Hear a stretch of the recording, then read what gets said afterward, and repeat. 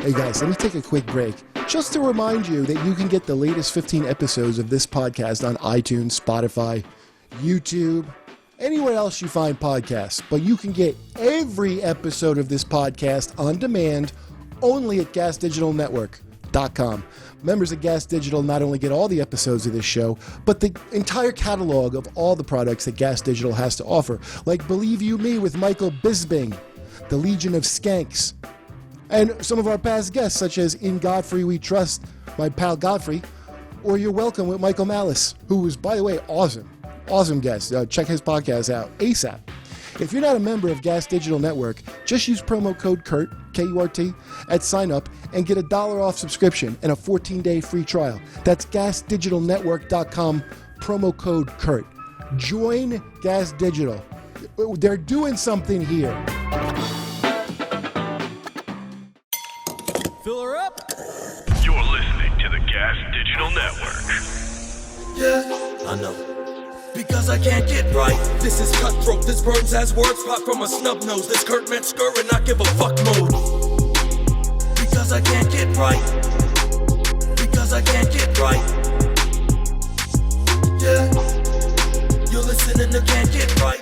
Hey, welcome to Can't Get Right with me, Kurt Metzger, and my very special guest, who I usually say America's sweetheart, but I'm going to say my sweetheart. Yes. America's sweetheart. Jason M. Oakerson, who you may know as on his stage name, Big Jason. Big Jason. Do you enjoy Big Jason? Sure. I goes, please. Only my mom and grandma call me Big Jason. We've got Big Jason tickets tonight. That should be you should rap, and that should be a rap. Well, you know, Big Jason. There's like at least one other Big J in entertainment. I know. There's a guy who's like Big Irish J or something. And I know him, and he's very Big J like, except he's Irish. Yeah, and then there's like a Big Jay Mcnealy or something is I believe a black saxophone or like trumpet. Joey, player. can you find if there's another Big J? We'll see. Like, we'll have a battle of the Big J's. Big Jay McFeely. Because I'll tell you, the rivals for my name, Kurt Metzger, is Tom Metzger. No, that's Tom Metzger. But like, I have Kurt Metzger Comedy as my website. Oh, right. And there's another one. Yeah, I think he's in LA. Gay friendly. This is how his website. He's a local gay friendly realtor. His name Kurt Metzger, and it's hilarious because I'm like, why would you advertise? Are realties? No, I used to work at No Gays Allowed Realty. Like, why are you specifying that? Like, can I just have a home? Does it matter what I put in my butt or not? Don't worry, we're friendly to gays. Metzger, do you remember we went down to the Black Comedy Club in Laurel, Maryland? Jokes on Us. Yeah. With Ray, and you were on stage and like telling this was an all black crowd. You had a joke about like how you're nothing like Tom Metzger, but that's like the namesake you have is the guy who's like the leader of the. Yeah, they don't know who that is. Movement. No, they didn't know, but you said it. As I'm saying, like I educated them. Yes. There's a few words get taken in. I did a New Year's Eve with a tell at Stress Factory. Do you know what that is like? Those situations of like, especially when you knew, and it's like I used to say like when you see Bugs Bunny or cartoons, somebody falls out of a plane and they have a parachute and they pull their parachute and like forks and knives come out. Yeah. Like that. All my saves were my parachute. I'm like, pull your chute. And it's like every time my forks and knives. Dude, that's on New Year's Eve. I did a thing and I was trying to, there was like one black couple in the audience. And they were kind of next to the stage, and they were older and they were drunk, and it was one of those things. I was like, oh, cool. I was like, it'll be fun to do some fuck around with the black people in the audience and have fun with them.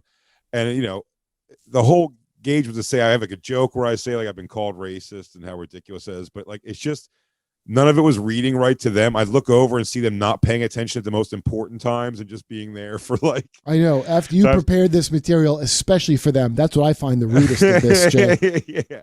Oh, wait a minute. Yeah. Go ahead. Let me just say, because I was going, and then at one point though, when I was driving home, just having the realization, I was like, it may have been the point when at one point they looked up and I go, and he's an old brother, so he's got that good old vibe. And whatever my impression was, it was such like a. I'm like, come on now and with by it, the way, man, it's little something lady. that you picked up off the Chitlin circuit too. It was you doing your best from what you learned. Yeah, totally, and just steering it. Now, the show was great. Like it killed overall. Yeah, but I just kept every time I look over, I'd feel like they were not particularly enjoying it. And I was trying because you were about Black Lives Mattering before anyone. right. But I'm saying my point is when every time I felt like I was pulling the parachute, the forks and knives, man. It's exactly what it was. Well, somebody looking at you like, what? Like you're the fucking guy from The Office every time you. And then, listen, taking it from a young white girl doesn't bother me at all anymore. But I was walking out of the green room at Stress Factory, and that black lady was walking to the bathroom. And I walked by, and I go, Happy New Year. And she goes, you're a racist. And just kept walking. And you're just like, oh, man. You're like, God damn it. Cue the Curb Your Enthusiasm music. Yeah, really. Yeah, well, let's look at because while you were saying that, other Big J's. Yeah, because this will have to be taken into account in the rankings of Big J's. This story of your racism. Sure. So let's see what we got, Joey, of the Battle of the Big J's. Big Jay Mcnealy. I don't know who that is. Since '83. But he's been rocking it since '83. And now, the one and only Big Jay Mcnealy. Is this that show? Can't believe. Told you. Yeah.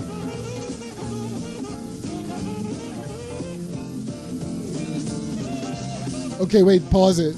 Pause it. Is that not Clarence Clemens? Yeah, that was my first. Is that the guy from Bruce Springsteen? No, that's Big Jay McNeely. Now seeing this, do you think maybe it was their mistake? They thought they had tickets to see this Big Jay McNeely. So I don't see no saxophone. All I see is a fool. Yeah. You up there acting a mess. And I'm trying to hear me some smooth jazz saxophone. By the way, you're a racist. Okay, and this is Big Irish Jay. Yeah. Go ahead. Like on social media. And I don't get it. Like me and my buddy Kane, we were outside of a show, and there's two girls, 21-ish, and one of them's going through like all the social media talk. Like she started off, she was like, fucking totes. Totes. Fucking totes. Damn, we're so alike in so many ways. I know. That I'm like whichever one. By the way, even if it's me, if he's been doing comedy longer than me, I'll drop Big J because that's like, it looks like one of us. He's less time. He's been doing a little while, but less time than you. Yeah. And I hung out with him. I met him in Seattle, I want to say. Looks like a lovely guy. No, I hung out. I'm like, it's hilarious that your name is Big J because we went to a movie and hung out, and then I would laugh watching him hold the fucking mic stand. Yeah, because he's just doing what you described to me as fat, like the lore of the fat people of stretching out. Oh yeah. Which is very educational. I didn't know about any of this. Well, what you do is you maximize your skin stretch, and it makes for less rolls and folds. You should have a book with you on the cover like that. Maximize your skin stretch for less rolls and folds. Maybe with a pipe. Now this is Big J. Oh, I think this is like a. Do you remember when we said? Do you remember when we said that's the? Oh, is that the name of the mascot? Yeah, a Jayhawk. Yeah. You should call yourself Big Jayhawk from now on. Big J Hawk. Yeah. Start wearing a lot of fringe and Native American stuff. Can we get a close up of Big? Oh, go down. Maybe there's a picture of Big Jayhawk. Buddy, Happy Halloween. Let's see. Let's click on this picture of Big Jayhawk. So I guess Big Jayhawk is going as a hospital worker. Dude, I don't know if I've told you. I may have said it on this show before, but remind me. I watched that show Love After Lockup. Phenomenal television. Yeah, I know. You brought it up before, and it was highly intriguing. Yeah, I think it's maybe on this, but there's a guy on that always reminded me of your stage joke about. There's a guy. It's a white dude, clearly, who just lives his life as if he found out from like a 23andMe that he's like, whatever 7%, 10%. Native American, and he lives his life now. Once he found that out, he just lives a completely Native American. Like everything's like fringe and like turquoise. Oh, that's awesome! Like Steven Seagal. Well, Steven Seagal became a jazz man eventually. He really did. Hey, Zabadoo-bop, dude. You guys see Nick Mullen?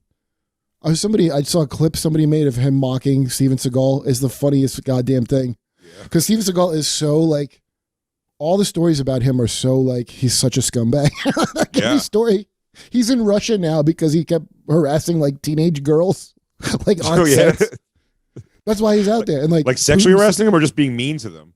No, she's into like young, like he's not a pedophile, but a hebephile, I suppose is called. But yeah, that's why he's outside of America because of that, like teenage girl charges. I thought he was finding the last place in the world where a low-hanging ponytail works. Well, it's a little column A, a little column B. Yeah, and a silk bomber jacket. Wherever he can move the least in his fight scene. Oh man, he really did move. But those jackets, that was always what he had. Always had like a nice silk, flowy bomber jacket on, and some tight ass jeans. Oh, you're talking about the prime. Can we see Steven Seagal in his prime? This is the Seagal I like to remember. Hard to kill, yeah.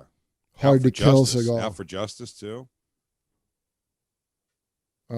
Let's see a nice young Seagal. By the way, I also forgot that all of his early movies, by the way, all of his early movies, he had to give like a backstory of how before he's just. If you're wondering why this random cop from this random city in America has all these skills. Just, he went into the army, and then he went to Japan and became a ninja, and then he went to Samurai Academy. Yeah, well, they're doing the fucking, like they did it with Rambo. That's like the superhero fucking. Wait, will you zoom in on Seagal, please? But for multiple of his characters, it was always like he's playing a cop, whether it's the Hard to Kill or the Out for Justice. But in the beginning, they have to go. Also, quick little backstory. He went to ninja camp, and dude, that because Van Damme was the other guy. Well, there's a slim.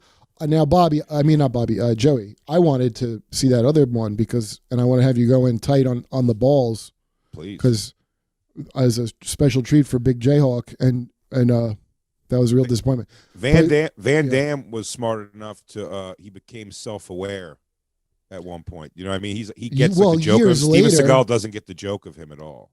No, Steven Seagal's like, hey, fuck me, teenage girl. Steven Seagal doesn't. Yeah, like you've never seen a man with black jeans and black button-down shirt with a black bomber jacket over it. Nice. There's this fucking Seagal. Man, all arrows point to that hog. Yeah, and look at the way the jeans are like splitting the helmet from the. Yeah. That's 90s action, Yeah, very nondescript clothing right there. Guy's got a turtleneck, but you can see that his dong has no turtleneck. He's dressed like Fonzie, actually. He's dressed exactly like Fonzie. He's like a karate Fonz, which we all thought was great. Kung Fu Fonz? But he was more... Did he come after Van Damme? I think so. Yeah, I remember sneaking in to see Bloodsport with Van Damme with my friend Harry Muller, my other friend Adam Mathias from school. We met at the movie theater. We were like 13. And we're like, we're going to go see Bloodsport. And then we couldn't get in. And then we were like, okay, we'll ask people to take us in. And like one guy came by and we're like, will you take it? And the guy's like, get away from me. Yeah. Mister, can we live with you? And then we suddenly, because we were fucking young geniuses, we're like, oh, why don't we just get a ticket to a different movie and go into... But it took us a good 20 minutes where we... And what's so funny, too? How little the theater people would have cared about that. It's so funny that... The guy you could see... I know, but the fear that what's pumping through your chest while you're going into that movie theater, you probably all went one at a time, so it didn't look weird. You know what I mean? Like, you overthink how scary, the movie Jay, doing that's the thing, because I'm pretty sure we did do that. Like, go in one at a time. Like, yeah. But the thing is funny is the person selling the ticket clearly... did not care and was like, look, you got to at least trick me. And go, like, you could tell they were like, you really can't figure it out, son? How to get into the movie?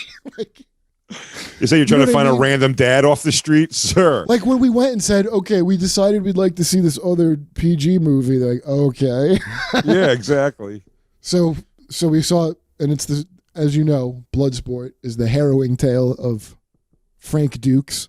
Oh, yeah. That they say is a real person, sort of. Who was a Green Beret and a ninja. Yes, both. He was raised as a ninja after he tried to steal a ninja sword from an old man who turned out to be a ninja. Like Mr. Miyagi, like Daniel LaRusso of ninjas. Yes. But he was a Green Beret or something. Yeah. He won the Kumite like 32 times, the motherfucking Kumite, which is what Bloodsport was about. A fictitious fighting tournament. Yeah, and so like apparently everything about this guy is a complete lie. but everyone believed he was the real deal. I think they were kind of referencing it a little bit in the movie where Robert Downey Jr.'s in blackface, Tropic Thunder. Yeah, because remember the guy who had no hand, but turned out he did have hands. He was supposed to be a grizzled vet. I think part of that's based on Frank Dukes, because back then you didn't have any way in that one if somebody wasn't a ninja. What are you going to fucking Google their fucking history? Isn't that what happened with like the American Sniper guy? Just the internet existed, and they were like the tragic story of this American hero. And then you read things like, yeah, that guy was a psycho. He joined the military because he wanted to kill people.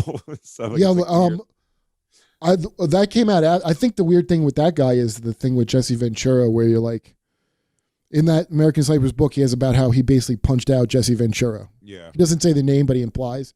Oh, Jesse Ventura's very upset about it. And Jesse Ventura's like, I never said Americans deserve to take a loss, and that's fucked up, and sued. But the guy died, but he sued the widow for $1. It was just like, So, by the way, I believe Jesse Ventura over the American Sniper just because that's what I would do too if I was a fucking Navy SEAL and then somebody said that about me in a book. Mm-hmm. He wasn't mad that the guy said something about punching him. He's like, I'd never say that about the SEALs, that they deserve to die by enemy. Like, I get that. That just rings true to me. But Frank Dukes didn't do none of that shit. He just fucking claimed to have like. Will you put up a picture of Frank Dukes? Do you know what he looks like? I've seen it before, but I don't remember. Do you know whatchamacallit? DUX is his name, the last name. That fucking movie, though, Bloodsport, has one of the best scenes ever as an adult to watch. They wrote a song for his emotions of the movie, like when the girl's upset with him, the reporter girl, and he's off on his own, and just shows him around town, like looking off and thinking off of piers and stuff, and being on a train. It's one of those songs. It's like South Park will make fun of. Dude, is that a thing? It's tough to be sad on a train because that reporter girl's upset with you. That's him. He made up everything. Wait, go back to Frank. Yeah, there he is. Look at his one eyebrow. No, that guy didn't beat whatever the real Kong Lee was. Let's see. By the way, the Van Damme move of that, by the way, if you recall, goes down to the straddle split and then punches right up into his Chinese ball bag.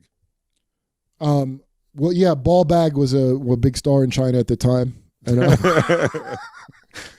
he's one of the legends of Wire Fu, the great Ball Bag. Ball bag punches. He actually died of coronavirus. It's a tragedy. I'm trying to find that clip. Oh, there's Bloodsport, the Bloodsport training clip. That's kind of good. Did you know that? So Van Damme, meanwhile, was also kind of a fucking ballerina or something. Oh yeah, dancer. Yeah, he was a dancer and he liked to he's always trying to strip. I guess he's like a big cokehead. He got a sense of humor about himself because I think he stopped doing blow and he was like, he got a sense of humor. I think he took himself seriously for a long time. There's also, that famous story of there's always that famous story of what's his name, the biker guy. Chuck Zito. Chuck Zito knocked him out at the bar. Oh, put up this Bloodsport training clip so that Big Jay Hawk can see what the fuck a real kumite. Teach me. Yeah. I can do it. Sounds like a gay porn already. You are not Japanese. You are not a Tanaka. You told me using any technique that works. Wait. I mean, he really did he had Randy Spears hair. It looks like a porno. He has porn star Randy Spears hair. If you just played the audio and then this grunting and with no picture, you would think it was them fucking. Yeah, it sounds like what's the guy who puts their face in the toilets? Who's the guy who puts their face at Rocco Siffredi? I don't know. I don't watch shit like that. Yes, you do. Oh, yeah, you remember Rocco Siffredi? He's the worst. We all know. Did you see Rocco Siffredi's? Put your face in toilet. What does it say, Joey? Yeah, it's them fucking. Yeah. That was actually pretty hot. I like when guys do splits. They're giving their all. That's for damn sure. He punched Ball Bag. That was one of the main moves of Frank. And I know then Mortal Kombat took that famous Bloodsport. And by the way, that move always stuck with us. We're like, oh man, I thought if you could just do a split, you could fucking pretty much win any fight. Do you remember the fight that sparked the riot I think it was the one that sparked the riot. It might have been before it, but Riddick Bowe versus Andrew Galata. And the big Russian guy, he just kept punching Riddick Bowe in the nuts over and over again. No, I didn't know that. And the third punch, it started a riot. The third punch in his nuts, Riddick Bowe had that great, like, he took it first, looks at the ref kind of angry, and then gets the, you know, the you can see the delay reaction pings. He gets, I mean, by that third punch, Andrew Galata his elbow almost touches the ground. He punches up into his dick so hard. Well, it's Riddick Bowe Galata dick punch, right? Is that how to find it? Oh, you low blows or whatever. Yeah, it's a clip. It's a clip. Yeah, I'm there's the curious riot fight. Okay. There was a riot. This is They were so like, they were such vicious dick punches. I mean, dude, yeah, that was one, but two fights, two fights back to back, Kurt. Am I right about this, Joe? Do you remember this, Joey? I think it was 2 fights he lost to disqualification from dick punches. 2 fights. This is for the championship. These two of these fights had to stop because of dick punches. No wonder a riot started. There was a riot. That's one of my favorite things on TV ever. A riot is happening there, and Jim Lampley, the announcer for HBO, comes on. He's up in the basically in the rafters at the end. Is that when George Foreman was punching the rioters to protect that guy? Absolutely. But Jim Lampley is the announcer, and he goes on. Me and Soder make fun of this all the time because at one point he gives all this HBO stuff. We got some exciting fights coming up on HBO soon, and this, that. And he goes, new episodes of Dream On, and he goes, I'm going to sign off here. And for me, I got a 16-year-old daughter down there. I'm going to have to go find. And you're like, you were sitting here the whole time going like, watch Brian Ben and Wendy, what's her name? A brand new episode of Gary Unmarried will be on. Yeah, just go. Stay tuned for a rebroadcasting of Real Sports with my Brian disabled Gumbel. daughter is trapped somewhere near the nexus of the melee, and I'm going to go they down were and ripping see. chairs out of concrete, and he goes, I, for one, got to go find a 60-year-old daughter in this. It's one of the funny. Joe, you can find that. That's isolated for sure. And don't miss the exciting finale of Babylon 5. Oh, there's the combination of the nuts. I mean, rewind. It's one. He gives him a 1-2 right in the beam. Yeah, can we slow that a bit? It's one of the funniest things ever. It always ends up being himself and his punches again in the fourth. Hey, come on now. No more dick punching. I think that guy's like... I mean, he just kept drilling him in the nuts. He wouldn't stop. Did you see the face he made? Oh, but it's... Dude, if I saw that in person, I'd be like, let's tear this fucking place apart. Me and my stepfather had that on videotape and would watch it over and over like an episode of our favorite TV show. Let me see his face again, Bobby. At a combination plate to your nut bag. I mean, he's like a twofer. All of this violence caused by a combination plate to the bag. Now, if you'll excuse me. A combination of nuts. Here's just nuts. Dude, look at how he did it. Yeah. Like, douche. He really did it like, fuck it, I'm just going to hit his nuts and I don't care. Joey, can you find the Jim Lampley after the fight? It's so Dude, he funny. delivered an actual uppercut to the guy's balls. I didn't expect that. Dude, 2 uppercuts back to back. But the face was one to see. I just want to see Riddick Bowe's face. That was the thing where you're like, they're nut shots, dude. For real, they're getting him. He goes down. I mean, he's getting so furious. Evander Holyfield got less furious when Tyson took his ear off, because that was one and done. This was 2 full fights they had that were big pay-per-views, had to be stopped from because they gave him so many chances. Like, please, was from 2 different fights. Yes. 2 different fights, and I thought also that was all in the same fight. No, at one point in the second one, I think it is, his coach is saying in the corner, they go, "You got to stop punching! Like they're going to cancel this fight again." Yeah, here it is. Jim Lampley abandons a 16-year-old daughter for 19 minutes. They do a countdown over him. If you can see the time, it's so funny. In the ring that's been started by jump ahead to Jim Lampley. The fight is spread off again. Jesus. Yeah, here he is. Here you go, 4 minutes in the riot. I've never been involved in a more personally terrifying situation than that one.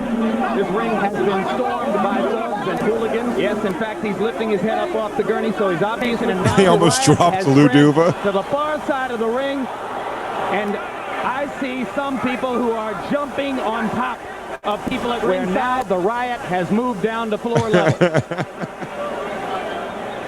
He's just commentating on I chaos. want to thank you for helping to keep us safe. Obviously, our viewers didn't see it, but George Foreman protected Larry Merchant and me from a lot of harm there at ringside. The only thing I know that may have been comparable, but in a different situation, and it's flaring up again now behind us.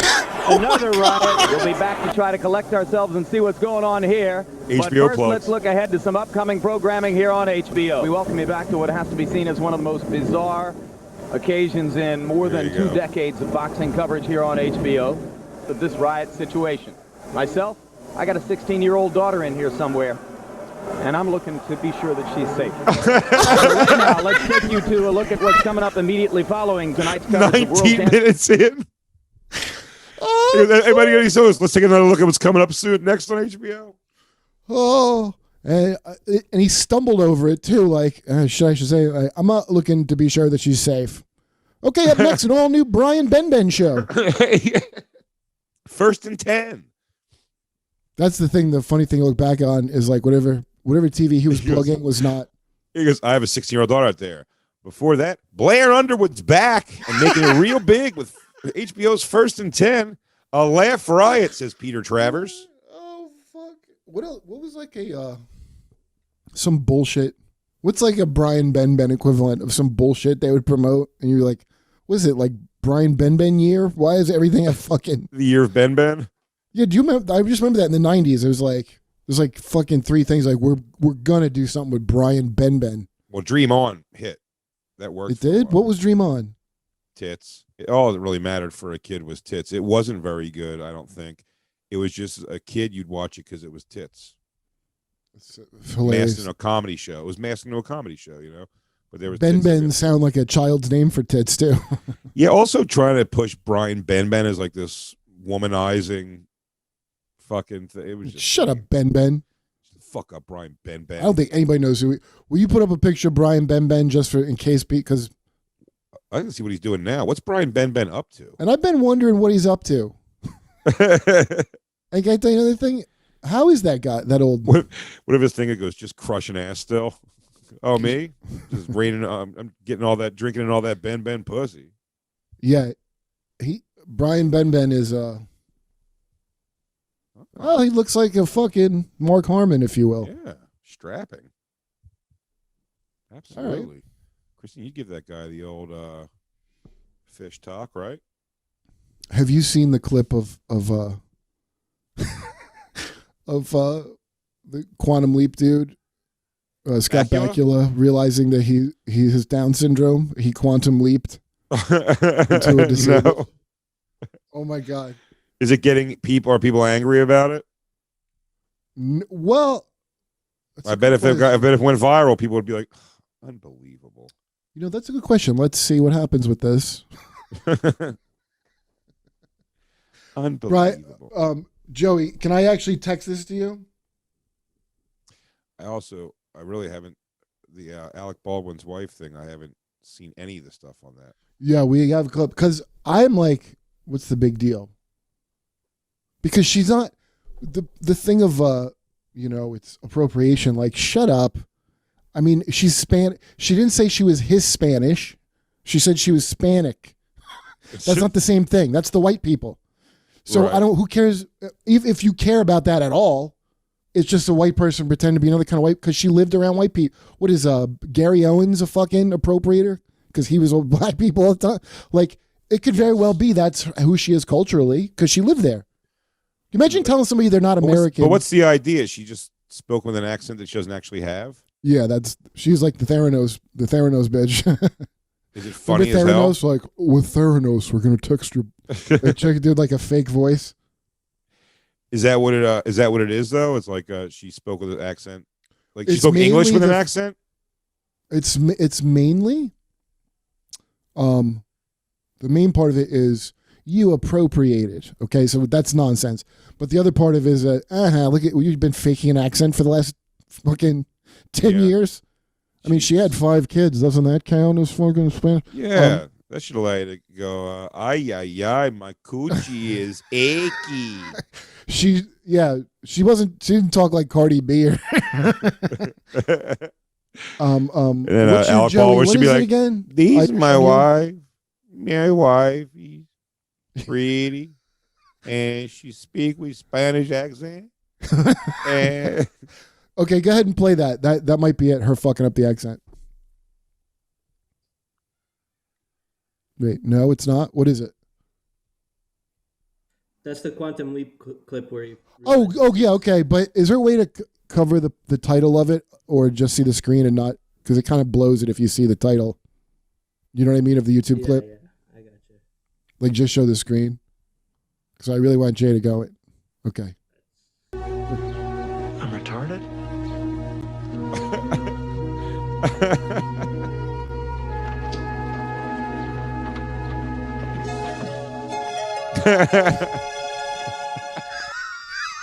Oh boy.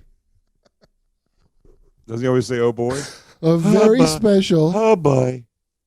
Yeah, that's right. A very special Quantum Leap. Oh boy.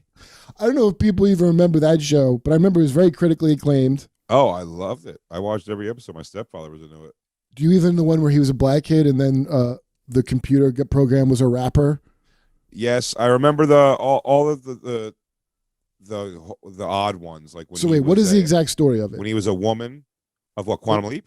Yeah, what's the story of Quantum Leap? Quantum Leap. He was a scientist trying to figure out like time travel, and he did figure it out in some way. I don't know if it was always to go inside the people, but whatever. He's got lost inside of it. So what it would do is it would transfer you into the body of a person in the past. Right. For some reason, this computer also X-Men Days of Future Past rules, basically. and for whatever reason, though, this machine that was built by him will only let him jump when he solves the person he's in's problems. Yeah, there was like an AI that was controlling everything. Yeah. And it was like deciding that he had to be a certain person in history because something played out the wrong way. So he had to be in Marilyn Monroe's body. Was that it? Or he just knew her? Was he in one of those? It might have been he wasn't in her body. One time he was a pregnant woman. One time he was Bigfoot. But, and then you heard what he was in this one. I won't repeat it. I'm retarded. That's so the word retarded is making a comeback, believe it or not. Okay. In a bad way. So this is Alec Baldwin's wife, Hilaria. Hilaria Baldwin. All right, so play her slipping accent. I mean, you should be made fun of for this. I agree. I'm not. Dion said to me, everything doesn't matter when they put that baby on you. I just want her to come now, trying to do some jumping jacks, pop her out, get her ready. Not really jumping jacks. No, I like being a wife. I'm practicing. You know, in front of the mirror when you're alone, you just practice. Continue to say, Hilaria Baldwin, Hilaria Baldwin, Hilaria Baldwin. How was it? Was it amazing? You know what? And I'm not just saying this because it was my wedding, but it was the best party ever. Ever. I had Wait, is this her faking her accent or not faking it? This is very disappointing. Yeah, that's what I'm saying, is the idea that she sounds very American, but that's her sounding American when she... Oh, this is it. We have tomatoes. We have, how do you say it? Cucumbers. We have That's pretty stupid, red dude. pepper. We have, of course... Wait, she's on the left? Yeah, that's her, Hilaria Baldwin. And she pumped... Alec Baldwin had he has 4 or 5 young kids with her. Yeah, he's a dummy. Why? He's rich. Why not jizz in this? Well, he thought she was Spanish, but now she turned out to be some Polak or something. Now she's Dude, that's too many kids in a goofy family. Some of those kids are going to end up being shitheads. It's just I think there's a good chance that most of them would be shitheads, isn't there? I think a couple of them are shitheads already. The one that he was calling a little pig, did she turn out to be pretty hot? Yeah, but boy, what a pig. No, What do you mean? She's just she's she's one of those now on it's she's like an Instagram model. She does that kind of shit. Oh, what a look at me pig. in my bikini stuff. I know. What a pig. Well, all these bros do the same thing. They do. It's they marry the actor or whatever, and then it's like the Jerry Seinfeld wife thing, you know. Well, I also have a hard time. You have a cookbook. I mean, a cookbook. Rich kids going into like just trying to be deep is very annoying. Like Michael Jackson's daughter, like her thing. It's just like that. Like, Jay, you saw the headline? I just saw it in the grocery store in like a tabloid. What's his daughter's name again? Ireland? No, Jackson. Michael Jackson's Paris. daughter. Paris Jackson album is something. It's bad, and it's in quotes. It's a disgrace to her father's legacy. Wow. Wow. Somebody who's writing that knows what the fuck they do. Absolutely. Dude, like, you have disgraced the name of Michael Jackson with this album. That is, how bad could that album be? Probably pretty bad. But Yeah. she's another one that's got those tattoos. I'm talking about when those rich kids get tattoos like on their neck, and it's always like, only God can judge me. Just Like breathe. the Olsen twins got. Just breathe, shit like that. You know what I mean? Live, love, laugh. Yeah, just these things. It's like, shut up. I know, like, tranquility, I or can think of the three tattoo, people. the tattoo of like the Serenity prayer I think like three people have live, love, laugh tattooed on them somewhere. with They're a all period girls. between them, with a period between them. Yeah. Yes. Live, period, love, period, laugh. Period. Yeah. No. Just why? Like three things you are just going to do anyway. There's no need to remind yourself to do any of those things. Those things will just happen in the course of your life. Yeah, you'll live because you're alive, and then whatever. So it would be just more. like- It'd be more helpful to have like remember to turn off the iron, make sure the faucets are off. Like first we will dance the tango. yeah, make sure to check the pilot on the oven. Like live, laugh, love. You're gonna do anyway. Breathe, sleep. Oh, let's see some Paris Jackson. Yeah, I'd like to see her. Oh my God, it's apparently worse than child rape. It usurps that in the family problems. Of course. From now on, people will associate the name Jackson with something terrible. Yeah. By the way, pause it for a second.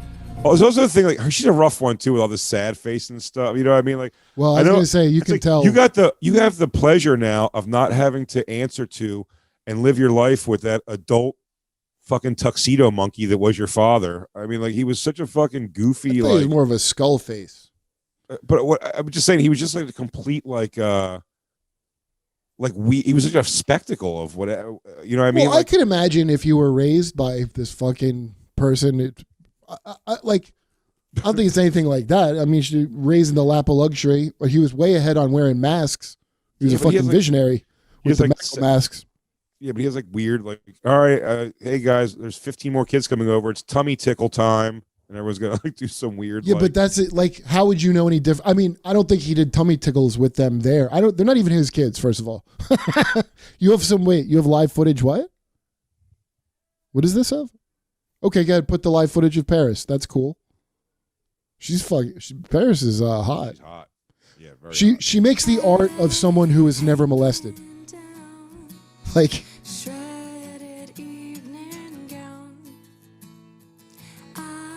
isn't her mom that fat nurse?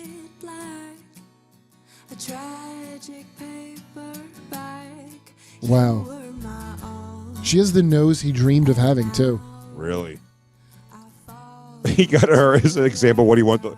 He just wanted to grow up so he could take her to a surgeon and be like, this. Do this. Thank God. Macaulay Culkin is her godfather. Everybody asks Macaulay Culkin, did Michael Jackson do anything?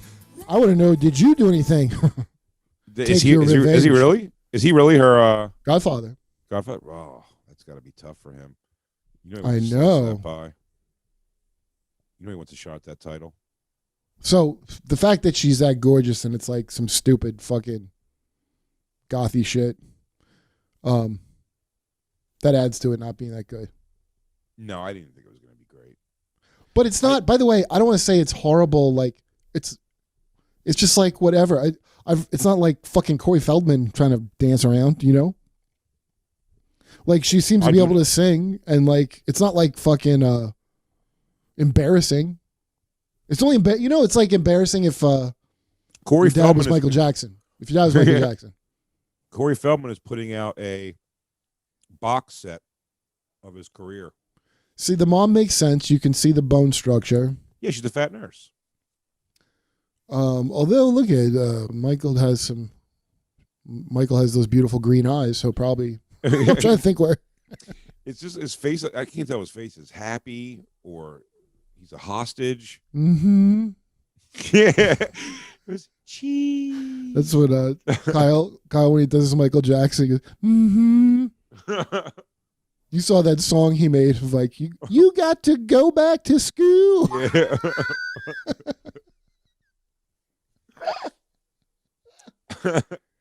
This fucking song is great. I don't know. Did you see Wonder Woman? Did I ask you that already? Or yeah, I didn't see. I've heard so many bad things. I didn't see it. Is it as awful as everyone says, or are people over negging it? Okay, so the first thing I heard about it was that where it was like a controversy is that the bad guy is Trump. Oh, like it represents him. Yeah, and from what I can tell, it does not represent him. And then I saw where that came from. Because there's an interview and the headline says, yes, it's based on, director says is the character is based on Trump. And then later, if you read the article, you see they go, so how much of this, like what kind of people were influenced? Like Trump? And she goes, yeah, that was one of the influences. That's all she said. And then they turned it into, see, it's about Trump for sure. Because they're like trying to start some shit. And maybe, the movie companies kind of want to do that too, but I can't imagine anyone from the movie would be that dumb to want to bring that into it. Yeah. It looks to me like nothing, like his hair, maybe his hair or something. Or it looks like him. Well, the thing is bizarre is he's like a sympathetic father and he just wants his son to be proud of him. His Chinese son. He just, with no explanation, just has an Asian son. Oh, they're doing that in shows and movies now. But you got to explain a little bit of it. What's that internet show? Was on Netflix. What we said something recently where it was like someone just has there was like a black mom to kids that definitely weren't black in a TV show. That you have to explain. You have to explain that. Was it Watchmen, the Watchmen show? Because they did explain it if it was that. No! You said it was Lucky Louie. Oh, on Louie's show. He just had a black. Was he making like a joke, or was it part of the? It wasn't the joke. The mom of his kids, undiscussed. Mom was black, kids were white. Like it wasn't. She was like the nanny, because that's common in that part of town. Nope. I have a Jamaican or a Filipino raising your children. Not at all. I don't know. That seems like him being like doing like a joke in some way. It just watch like these bizarre things where you're like, can you just a little bit explain to me what the hell's going on? Because I don't understand. But I don't know if I told you this before, but it was it's like that Jim Carrey movie where his three sons are black. This was a funny thing in my house when they did Grease live on TV, and one of the main like sassy pink ladies girls was a black girl playing the character, and it was just like, but the time of when Grease takes place, I remember something like the black girl was in the principal's office and she was like, let me tell you something, principal. Somebody goes, get the fuck out of my god. He's like, where the fuck do you think you are? You're lucky we even let you go to this goddamn school. Like, get the fuck out of here. But was Grease written in the 80s? It was written in it was made in the 80s, right? Yeah. I'm just saying the time of like when it takes place. But even that makes sense because that's such a, that's like the Sharks and the Jets like that's Broadway-esque musical. So in a musical, I'm like, oh, it's like I don't have that. I don't go like this doesn't make sense because I look at it already as like this is like a fetishized version for music purposes. A thing where it's like a superhero movie. It just is he like Jim Carrey? Is that what it was? That is like Jim Carrey? He didn't realize because I now have to make my own narrative of why he has a Chinese son. Right. Like Jim Carrey, he doesn't. He's like Jim Carrey just thinks his sons have great tans. Yeah, let's say it's always the story. It's like they're just he's in denial. That's what I'm saying. It's just complete roll over and take it thing. Like my God, there's something wrong with my son's eyes. Can anyone? We've had surgery upon surgery. I'm going to use. going to use this wish stone to try. Oh, that's the other thing. This is what sounds so, but that's mine or whatever. I can, like I said, make up a hilarious narrative about that. But the plot is they're all trying to get a wishing stone that looks like a geode that you get from like the Ben Franklin Institute on a field trip. The Dream Stone, and you can make wishes. It's like an ancient artifact, and so and Mr. Trump wants it, and then he wishes to become the Dream Stone. Guys, spoiler alert. He holds it and he says, "I want to be you." So now people make wishes on him. It makes a lot of it makes no sense. Yeah. Wait. Oh, okay. So the bad guy is Kristen Wiig. Yeah. Cheetah, and I heard it looks like Cats. Yeah, it does. Cheetah's I don't know the fucking comic of Wonder Woman, but I know that character of Cheetah does not become Cheetah that way. And also, it's so weird of like she's jealous. How did she become Cheetah?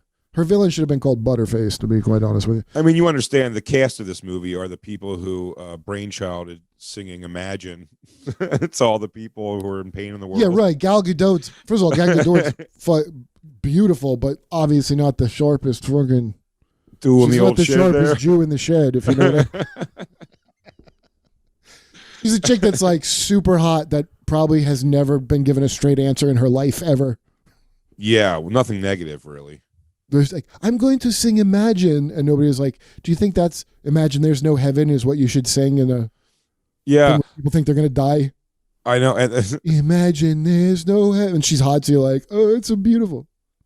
I think Howard Stern gave Sarah Silverman shit for it, and she was just kind of like, no, I know. Like, in the moment she called me, it seemed like a good idea. Not? If Gal Gadot, that's how hot Gal Gadot is. If she asks a gets woman chicks to do it. Yeah, she's that level of hot that like women are like, I'll do this stupid thing. That's just cool. Can I get your runoff dick? Cool. Yeah, that like it's amazing what a Gal Gadot. She's Wonder Woman. That's a great casting. We'll put it that way. But sure. I guess it was written by the director. So the chick that directed it, did you see the first one? No. I saw it. It was fine. But I'm misogynistic about my superheroing. Yeah, I will not accept a woman in a role of leadership. First of all, let me tell you if I was in real trouble and Wonder Woman showed up, she'd have to pull off 3 feats of superheroics before I would submit to the idea that I'm like, clear. Okay, I'm okay they sent her. I'd almost prefer a powerless Batman. That is exactly what my main complaint is. Like, you know, when people are criticizing it, like, oh, you don't want women to like, but I am saying it for that reason. I will not, even in a video game, play as a woman. I say that's what I say all the time. Like, they never explain why people. I grew are up in always, Yemen, so that's part of it. You know, me, Ari, and Dan do the 21 Jump Street recap podcast, and that's such a hilarious like thing when they send them. When they send them just as police officers to things, not to play children. Oh, like when they go to like to talk to like the families of like the victim of something, and it's like how much shitty those families got to feel. Like you couldn't send 2 uniforms over to take this. You guys like send hot ass like, Johnny Depp and like fucking what's her face Holly Robinson with her hair all teased out and everything. Like, hey, do you guys not care about my son? My son was killed. You not care? Then over this baby face butte. Yeah, right. Well, even the guy cops are too. That's why why The Wire was popular, because they showed what real ugly cops like they look like. Yeah, just those just pineapple faced fucking booze nose. One step up from a bus driver or down in terms of looks. Everyone's got salt and pepper looks. Everyone's got salt and pepper hair at 30. Yeah, they're not Wonder Woman. It's so hilarious to be like so anyway, Kristen Wiig's probably not cast well. And also her reasons to want to fight Wonder Woman. Cheetah? How does she become From Cheetah? wishing. From wishing. To be a cat? No, first she wished to be like Wonder Woman. Mm-hmm. And, you know, confident and beautiful. Like, she's just like Kristen Wiig in some 80s shit with her hair teased out. Yeah. Now I'm confident. And it doesn't make sense. It's almost like the Electro in the SpiderMan, where it's like, why do you suddenly hate Spider-Man? You're just jealous. Yeah, she's like, she's like just jealous, and then she wishes later she wants to be an apex predator. Okay, and then next time you see her, she's a cheetah. Because, it's got a little monkey's paw action a little bit, the wishing stone. And since that guy is a wish stone, he wishes to be the wish stone. Yeah. He goes out, broadcasts like, for all the world, starts making wishes, and there's like a wish-geddon coming upon the earth. A wish-ageddon? A wish-ageddon. People are wishing she has too to much? stop it by convincing people to take back their wishes. And the final weird thing about it is, so Streve... Is there hard choices? Like you have to take back the wish of bringing somebody back to life, I guess? Yeah, Streve Travers. Yeah. Oh, Captain yeah. Kirk. New Trek Kirk. Yeah. She wishes him back to life. But the thing is, very bizarre choice. He doesn't come back to life. His soul inhabits the body of another guy about his height and build. Interesting. So basically, he just he possesses this body and then goes, and they fucking shit. And basically, he gets raped. She just uses his body while he's like fucking, I don't know, in limbo. I don't know. None of it's explained. Dude, that's gotta be so funny if you can get the personality back of like the love of your life, but you just show them somebody else's body, and it's somebody whose body is just like much shittier than your original. Yeah, girl's. and the guy You're is like, oh, I mean, dude, in your the clips- personality's not that good. But dude, this is all the shit I got from looking at spoilers. Because I spoil anything like this, I spoil it. Because let's say the twist, I don't care. Like if I like it, I like it. Like, oh, Spider-Man doesn't die. I'm not. I'm not like that. That means nothing to me. He does get his powers back. But those details sound terrible. Did you see the Terminator movie that fucking? I saw all of them. Which one? The last one. Yeah. I never saw the last one. What was the last one? With yeah, I did watch Linda that. Hamilton. They did the same thing as an old him, an old Arnold. And I'll tell you what, they can't get Eddie Furlong for these movies. They should just get DJ Lou from Bonfire. He looks identical. I was going to ask how DJ Lou's doing because I was thinking about Eddie Furlong. He looks like if Eddie Furlong didn't have those kidney problems like Arnold from Different Strokes, he would be White Lou. Eddie Furlong's a mess always. I know that Terminator did him a favor. Yeah, fucking In the Macaulay Culkin and Eddie Furlong looks like they always smell like wet sock, just like a sock you forgot was in the washer. Oh, I had a thing with Macaulay Culkin. We're getting on the Stallone, at Homicide Stallone when he has his favorite. Yeah. The one we're doing for the next one is my favorite. My favorite child actors who grew up to look like ass. I don't know if the thing went, but it's about him saying like how Macaulay Culkin. You look like the line again is like you look like if Kid Rock had a lot of sleepovers with Michael Jackson. Imagine Kid Rock who spent a lot of time sleeping with Michael Jackson. It's Macaulay Culkin. Yeah, that's pretty fucking hilarious. They're just two pasty guys. Dude, you want to hear the greatest insult that David Spade told me? That for I won't get into the whole story, but with Kate Beckinsale, it was a thing he held back from saying because somebody was trashing him on Instagram. Mm-hmm. Remember Kate Beckinsale from Underworld? Yeah. Was dating Pete Davidson. Penis. Yeah, and so she had like a thing with David Spade, like on Instagram of insult, and the comeback he never said to her was whatever, Ariana Grandma. I was like, dude, can you go back now? It's not too late to make that reference. Were they actually arguing? Him and her were like friends, kind of, and it would be. It's when people like fuck with each other, like the Louis J. Gomez shenanigans we all enjoy. Sure. Online. I didn't realize at a certain Hollywood level, like the press always picks it up, so people will do it, like just to fucking, Stay relevant. Yeah. Sort of. So, and it's not like necessarily enemies or anything. It's like a fucking thing. Why does like, Kate Beckinsale have like a type of young comedian? Like she's fucked several, I think. Who else? Fucking Andre. That Matt Rife kid, I think maybe. Oh, or I don't know not him. Somebody else in L.A. Like she definitely hooked up. She's a with bitch. She better fuck me. Yo, Kate Beckinsale, I heard you fuck young comics. Give me some. Well, the thing is, like, I mean, she probably is fucking hot as shit, but she's probably like kind of a silly narcissist, right? And she's like the thing of the old, like only thing I think is shitty is the being mad at a guy for doing it, which I've seen.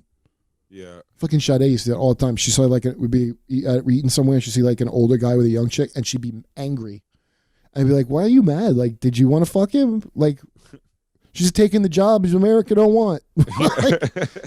To making bank on it. Like, what are you mad about? But she was mad because she's thinking that this guy's a man and enjoying it because the girl's young, and she's, you know, that's a common thing is project that, and you're like, so if you have those feelings, then. Because that's why these older chicks like, see, I date younger men. Like, I don't care, bitch. Like, yeah, do whatever you want. I got a weird complex. I'm into that shit. I don't have no problem with it. But don't act like it's some transgressive thing. It ain't to men. It's to other women, right? Like, other women are like, I like you. And also to yourself, because an older woman, younger guy thing will never last, ever. But I'm almost, to me, it's like when it gets to, I can see like a 40, 50-year-old woman, like, wanting to hook up with like 30-something-year-old guys. When it gets to like, or even like late 20s, but even like what I'm saying, when it's like a 22-year-old with like a 50-year-old, that's a weird. I'm like, that seems like you're going back. You're probably dialing back down to somebody who doesn't know how to fuck that good, really. You know what I mean? There's a thing of being obsessed with like youth and like, I mean, that's like guys who are into that. There's like a thing of like, oh, young, like that's like a weird like youth worship thing. And by the way, that's the fucking basic conspiracy that the New World Order has, is to suck the youth out of children with cuties on Netflix. But to have people like Ralph, you know, Ralph Sutton, obviously the one of the owners of this network. Ralph has like a thing. It's like, to me, the weird stuff. Old women love to fuck him. Is that what you're gonna tell me? No. He likes younger girls. But but not illegal. You mean? You just not illegal at all. You know, just like in their like 20s. What a surprise! But when he does that, like he's 50 or 51 now, and like the thing is, he has stories of things. I've watched it when we've gone on the cruise ships. It's like, he's like, all right, I'm going to go crash out at like 10, you know what I mean? Or even like 12. And then like, he really doesn't care if like, it's like, no, go out and enjoy yourself, like on the boat or does he wherever. Think they're not going to go do stuff with people? They do 100% of the time do stuff with people. And is he like shocked and hurt by it, or he's like, go do it? I'm sure inside he's shocked and hurt by it. But dude, on like shipwreck, one time like, we saw his guy. We talked about this with him. She was, I mean, out and about. We saw her like sitting on laps of like other dudes on the boat and like snuggled up with other guys. And you're just like, damn, dude, that's crazy. And he's just like, yeah, but that's like somebody with a superficial fucking, you know, like he's worried about, I want a young, beautiful girl near me, and that's everything and whatever. And that means more than the trade-off of like being able to like actually enjoy hanging. Yeah, and that's a very superficial, like, so a lot of people have that, like they can't, that's how they connect, is like purely on that level of 90s, like extreme boob movie. I get it, but I say it all across the board, like it really is like at some point, I mean, it's like a dumb hacky thing of like, well, at some point you got to talk to him, but you do. Like, there really is a thing of like. Well, the thing is, even if he's just like, you know, I'm not talking about one when night. The clock, when the meter ticks on your age about 40 and you're still like trying to fuck like a rock star thing, like you better expect something bad to come your way where people try to make it, even if it's not a crime, people will try to make it into a crime. There's like an outrage that happens. I'm not even worried about Ralph saying so much for like the age thing, because he doesn't like swing it like that. But I mean, like, I'm just saying more for the idea of like, you're gonna want to like, just, I'm not talking about one night stands. I'm talking about like things when you lock yourself in. You remember my story years ago where I kept drinking milkshakes to not fuck a chick, made myself sick, because I just wasn't attracted to her at all. But like but before knowing if I was like into her or attracted to her or not, I was just like, I thought in my head like, oh, pussy for the whole weekend, this will be great. Right. And then I just brought somebody who I didn't want, and then it's like 3 days with somebody that you're like, yeah, it's a crazy that's I don't understand that. So like Ralph doing that. Oh, you mean he's bringing them on the trips when he doesn't really know them? Yeah, like multiple day trips, so like locking himself into a weekend.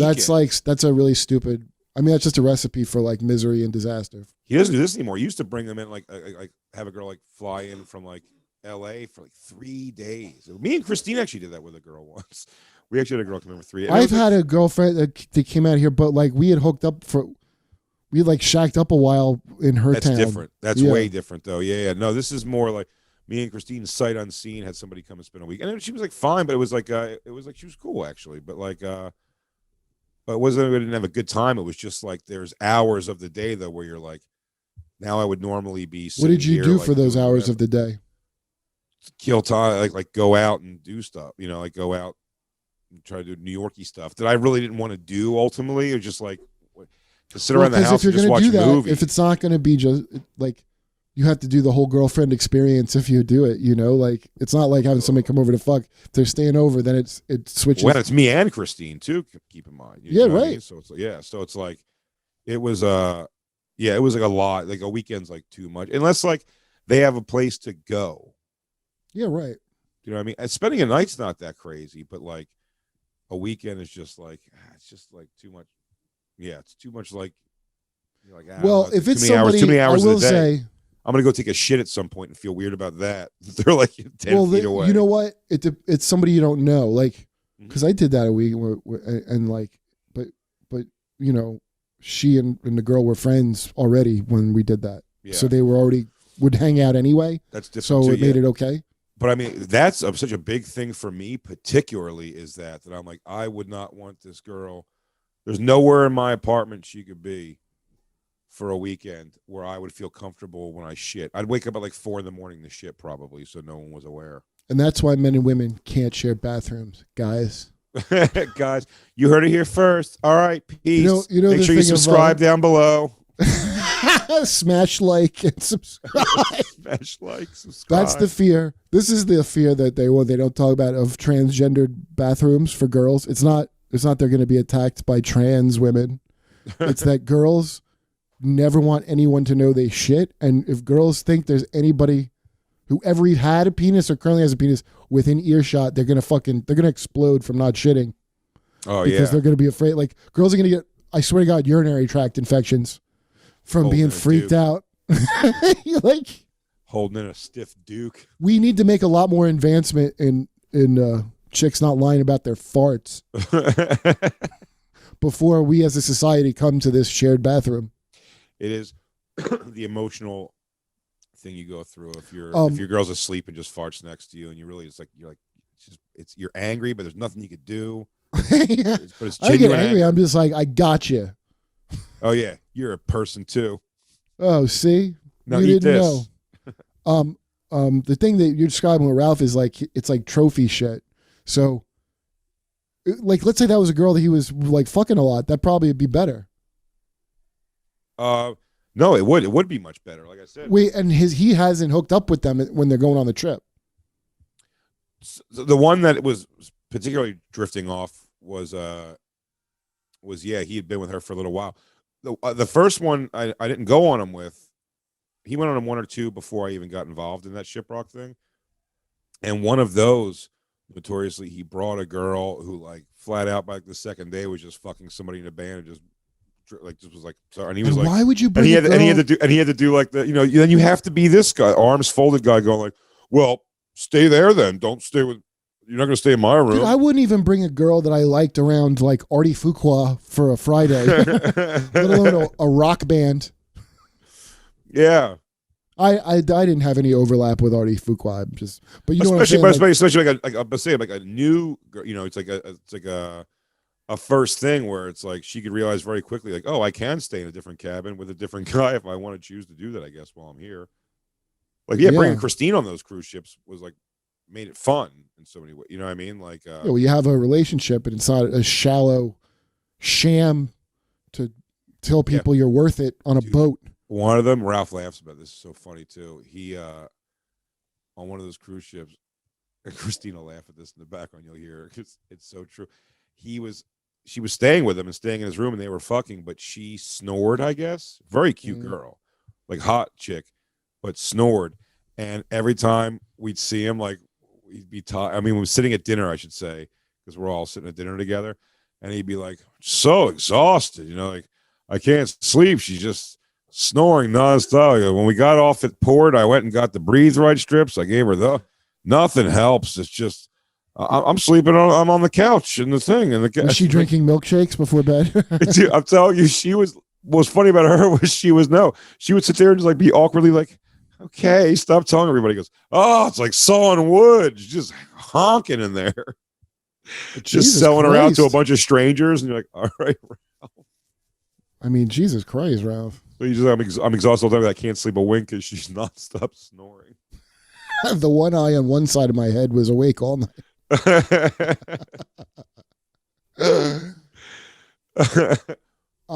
Yeah, well, it's like some trophy shit, you know? Mm-hmm. It's like there's situations where that's probably the shit. Like I said, I think differently, I think, than you on what you just said. Like when you're not 50 years old. No, for sure. But I'm saying I think differently in the sense that if I was single, or even if I was, like, if me and Christine were like meeting up with a girl, which we've done this historically, it's like I'd tell them to meet me out at a comedy club, even with the idea that, like, oh, look, maybe like their attention will get pulled away by, I think we've had that even happen before. Like another comic just kind of like catches them individually. Tell me this fuck's name. No. You think of something that's happened with before? No, Lewis didn't pull away. That was a girl we were already hooking up with. I'm talking about like a brand new thing. Like I would bring the comedy because, like, if she's not going to leave with us, then she's not going to leave with us. But like that doesn't wig me out as much to like bringing them around other people. So I said even like again, but you don't have a crippling insecurity. Sure, I do, but sight unseen. To lock myself in after that one time with the girl with the milkshakes I had to drink, so I would shit myself and not and not be able to fuck. Explain what this is. You invited this girl to come. How did you first hook up with her? Hammered at Mohegan Sun. Okay. Like opening for somebody. I remember that. Well, how old are you? You were like 20 something, right? How old were you? Oh yeah, young 20s probably. And like opening for Bobby Kelly, who didn't even live here yet. Bobby Kelly might still been in LA. So you were like, oh, drunkenly cool. hooked up, and when I woke up in the morning, she wasn't there. Left like that note, like, you know, keep in touch or let me know if you want to hang again. I just didn't really remember what she. This is before really like she probably didn't have a MySpace. It would have been MySpace, you know what I mean? And I'm like, so I just didn't remember what she looked. But I was like, oh, we hooked up. I remember that. So it must have been like. You weren't even a big drinker, too, as I recall. You at that time. Right? No, I wasn't. It was DeRosa, I think, got me drinking. Mm. When I met you, had never drank anything. Yeah, oh yeah, it's probably true. Yeah, I was 19. I didn't drink underage at all. Yeah. So but DeRosa was there, but I hooked up with this girl, and then I was going to do that gig, that same club we were talking about earlier. I don't know if it was on air or not, but Jokes on Us in Maryland. Oh, it's hilarious. I was going there, and it was like you never think you get laid there because it was an all black club. So I would never. I almost got laid there. You did, yeah. Whether I wanted to or not, after bombing there. Nene. With that chick from the army base. I remember her name, Nene. Nene was like, no. Oh, different. That was a disaster. No, the first night I bombed, this chick didn't give a shit. She was like in the Air Force or something. Remember, it was like a group of like 4 black friends, and she was like, she was like thick, but she wasn't like, but definitely, looking back, I would have done it 100%. I always went there expecting, if it makes sense, if I did a black comedy club now, I'd think there's a shot I can get laid. At the time, I just didn't think black women would like me. You know what I mean? I didn't either, but she didn't think I was funny. I fucking ate my balls, and then Pop stopped using me the rest of the weekend. The owner, but I was like, a young Pete Davidson at the time. Yeah. And she's like, I'm gonna fuck this little, it was like a skinny like 23-year-old or something, like, and it was she was gonna Kate Beckinsale me. I was just intimidated as shit, and I just bombed, and I didn't even understand what was happening. But she was from the Air Force. I remember that. But I would never assume that, so that's the reason. So I brought that girl.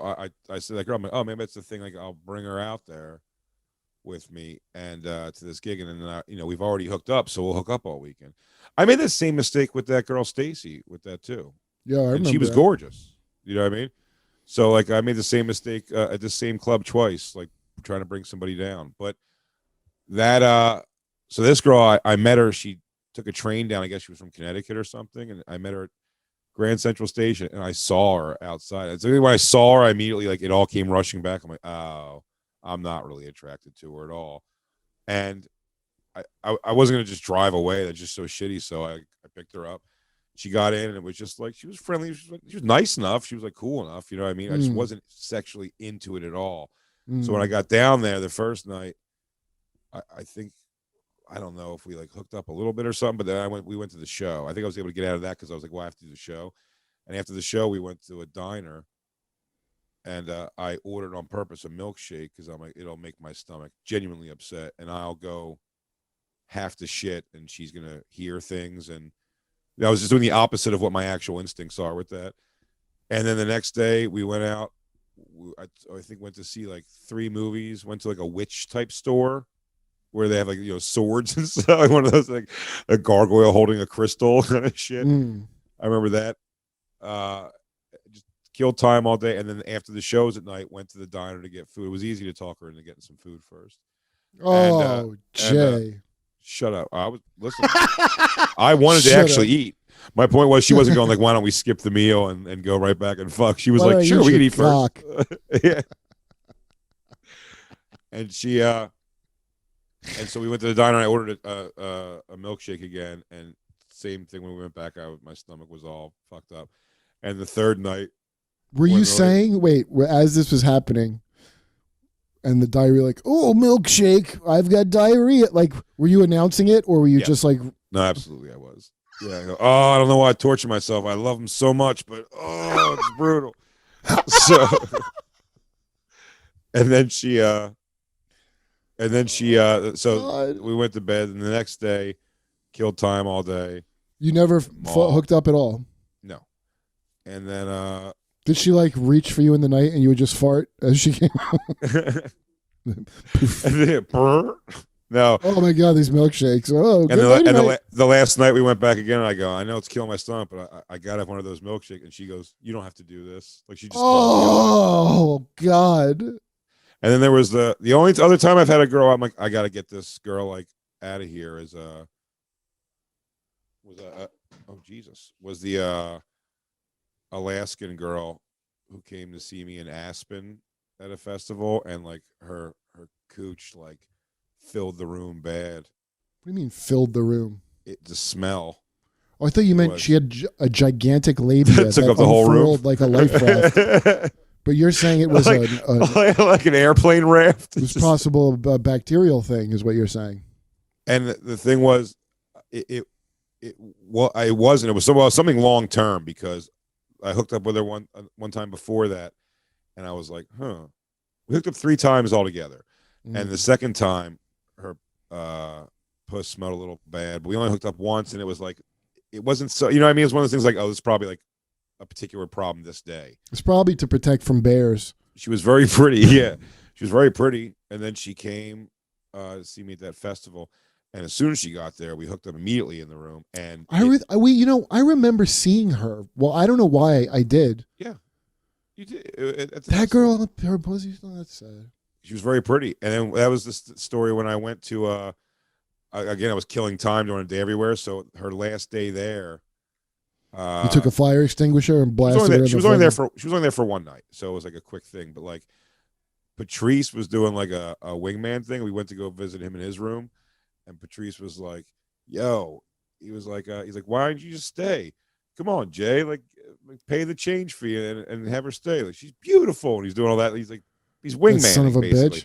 And I'm over her shoulder going like, no, dude, it's fine. And she goes to the bathroom at one point in his room. She goes to the bathroom, and Patrice kind of gives me that look like, what's the problem? You know, who, by the way, Patrice is in bed at this point, shirt off. It's just like covers on top of him. Everything away. He invited us in still. Sitting there like Idi Amin. And so, yeah. So he goes, he's like, what's wrong? I go, I'll tell you after. I'm like, but just don't encourage her to stay. She would stay. You know what I mean? Like, don't encourage her to stay. He's like, all right. So I took her, she went off to the airport. And when I came back to the hotel, Patrice was outside. And he's like, what are you doing, man? I go, I just come back from dropping that girl off. And he goes, oh, yeah, she left. He's like, what was going on? And I said, dude, honestly, we hooked up as soon as she got here. And it was bad. Like, bad. Not like, I can get through a lot. It was that smell? Bad. Smell was that bad. Yeah, the smell was that bad. What did he say? His eyes opened big. And he goes, oh, dude. He goes, when she went to the bathroom, when we left his room, when he went to the bathroom, he thought something bad had happened in there and called like maintenance and stuff to come up and like see if there was. It smelled so bad. He's like, what is this smell? What is this? It like stayed in his room. It's crazy. He was like, whoa, dude, that's crazy. That was her. Wow. You should have a flashlight under your chin telling that story. How could she not have known that? That seems crazy. But that girl died 5 years ago. Then I guess the girl who was queefing in my room was her ghost. That's a haunting tale. Oh, and then 2 months later, he was dead. Yeah, I would say that. I would say that it was her pussy had a spooky smell. Okay, because when you brought up the thing of Stacy, because this also is like the set. The milkshake thing is like, you're like, oh, the girl go, you don't have to do this. Keep eating, keep getting milkshakes to not tell me. Yeah. It shows you the degrees too, because the girl whose pussy stinks, there's nothing, no one, who's ever going to tell her. Oh, yeah, she was that's the worst part of it. She was so pretty. It's the fact that she's pretty makes it even worse. You're like, I can't tell this angel. Yeah, it's really, but to me, again, that was my insecurity. Like, I assumed that was the discount for getting that chick that was that hot. That her pussy had to smell. And then Stacey that's that's the burden. I mean, that, it's like that and small dick politics are the burdens of the gender of the genders. Like worrying about if you. But wait, you told me because what was Stacey? She was in Penthouse. What was the deal with her? Playboy, but Stacey. She was a Playboy model. And how do we meet her? On the streets of Philly outside the Laugh House one day. She was showing her tits to get like people to sign up for her like Opie and Anthony best tits contest. Oh wow. So this is what, like 99 or 99? 1998? Yeah, 99. So probably. and right, so from the club, because this is how cute Stacey was, I remember, and in person. I mean, I don't know, like I guess I never saw pictures of her. She's like a mom. She's like a mom nurse now. She became the hottest Halloween costume that she used to. Is that what became of her? She became in a classic she became a Halloween costume. She became a sexy nurse. She became a sexy nurse. No kidding. I'm going to school to be a sexy nurse. No, what's so funny is like even if you see on her Facebook thing, she's just not like that's not like her identity at all anymore. It's all like nursing stuff and it's like the movie with Rainn Wilson, Super. Yeah, she's like Liv Tyler from Super. Well, good for her. Anyway, I remember the three of us. This is so funny because she went to the diner with you, me, and Glenn. Yep. And I remember leaving, and it was one of the craziest things. And while it was happening, I'm like, this seems crazy. The three of us were talking about how hot she was, and each one of us thought she liked us, and also it didn't even, you know how like zombies when they eat people are not like in on it together, like they're all just like we didn't even occur to us the other one was there. I just remember that dynamic, like I think she was talking to me. I'm like, you know what? I think she's talking to me. I'm like, I think she was talking to me, and not listening to the other one because that's how strong the pheromone comes. Yeah, well, it's true. And the thing is that the only reason I think I moved forward the most on her was because I assumed that like Glenn in my life was a guy. Glenn got pussy. Like that guy got laid. Like chicks dug Glenn. And I can see why. Always had a great hockey jersey. Yeah, you really come from trash. But he used to. You have to understand this is South Jersey. Also, the one thing why this is important is because I'm just trying to build up. I'm not trying to be like, oh, this girl's so hot. Like, but it just, when you told me the end of the thing, that just to build up how fucking you got your milkshake comeuppance, put it that way, from this story, I feel. Yeah, for sure. But that was so she well, we met her that night on the thing, and then she just like, and she went for you, and you later told me, I don't know if this is what you think now, but you think that she went for you because at the diner you opened your wallet and you had just got paid from featuring or something. Oh, really? From the Laugh House. I think and she saw you had a lot of money in your wallet. I swear to God, you thought that.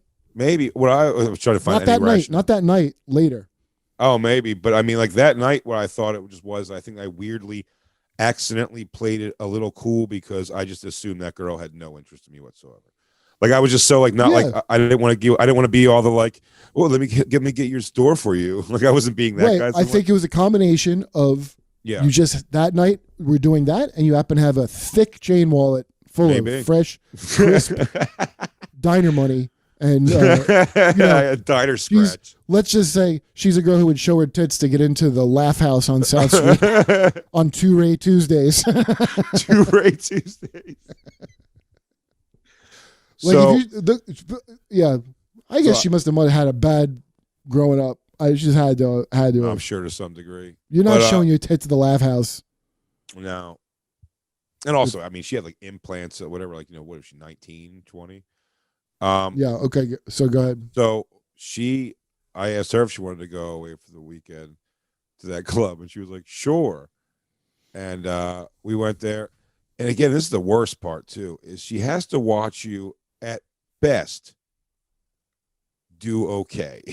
Like, you know what I mean? Like at this club, because the venue, you're saying? Yeah, it was just I would do like fun. I could like I was already. Where was it in Maryland? Lowell. Laurel. I was already out of like pander. I had some of my pandering jokes still for a black crowd, but I didn't. And it was a different black crowd, by the way. I should mention than like New York. I think of one way, and then Philly, and the further kind of south you go, it gets like it got like, or at that time, I don't know how it is now. It was rougher because it was like a mix of. Well, yeah, like Atlanta's where all those videos are where the host comes out and shits all over you when you bomb. You know what I mean? Like, I felt a little more supported in the Jamie Foxx school of helping this guy out. So I told her, she watched me like do okay, and like she, like every night there, I remember she would go, "I can't believe you didn't like try anything last night. Like you're not even kind of making a move at all." She actually would say that.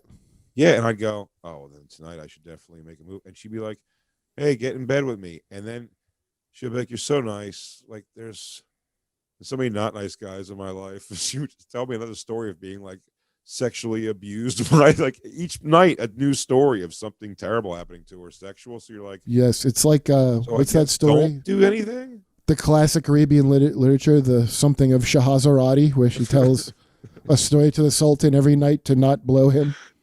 Yeah, but then she would say like, "Come on, are we gonna do something?" Like during the day, when she was in the room, she was naked.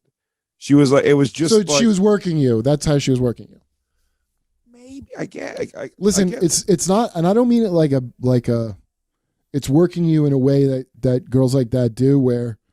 The whole thing is she really never got anything from me, and she like it's not that, and we always stayed like friendly. She was always like stayed friendly and in touch. We still it's that's all fine. The thing like that. This is not the tragic part of it at all. The thing is, like when you talked about it later, I remember you telling me in the car. I was like, "Ooh, you like, all right, how did it set up? Like you were on this trip and like, yeah, so she's like shaving her beaver in front of you and shit." Yes. And then on the way home, you haven't hooked up because the time she's like, "Why aren't you gonna make a move?" And then as you make a move, she goes, "I was molested." You're like, "Ooh." Yes. And then the night we're driving home, the last night, because at that point I could have stayed and drove home the next day. You know what I mean? It's always like an excuse to do that and stay in the hotel again. But I was just like, and it's not happening. I'm just going to bed. Like I'm not even playing like video games in my room, which I might have been doing. You know what I mean? Like anything that I would have been doing. Yeah, it's horrible. Laptop. It was just like you're just sitting stuck there like, with somebody who's not, fucking you and feeling uncomfortable. So we're driving back, and I think it was whatever the radio was on, and System of a Down came on. Is this what you're talking about, Kurt? That's like no, not that. In fact, I didn't even want to get into that part of it because that's like she had a fucked up background. And by the way, it's a very common thing because when somebody gets victimized in any. Oh, you mean about the actual story that she told? No, not the story. The thing of where you were like, I know you would like, you probably are way into me. This is what I remember you telling me. In the Go ahead, please. Like, you might remember on it the better. way home, and she just kept like, I don't know, it's like you're a really nice guy and like great, and you made a joke like, you just don't want to because I'm fat, like something like that. Oh yeah, dude. I swear to you, saying it to be funny. You're like, it's just everything except because I'm a fat guy, and you heard nothing coming from her. Yeah, she was making the nailed it on the head face. Going, yes. Oh, thank you for saying it. I've told that on stage before years ago, and that's come flushing. But as you said it, the scene in my head came flushing back to me. Yeah, she was making like the. Yo, listen. What is this girl's? Oh, yeah. What is this girl's teenage trauma compared to that? I ask you. The thing that's so funny is like, oh, this because I'm probably too fat, babe. You go.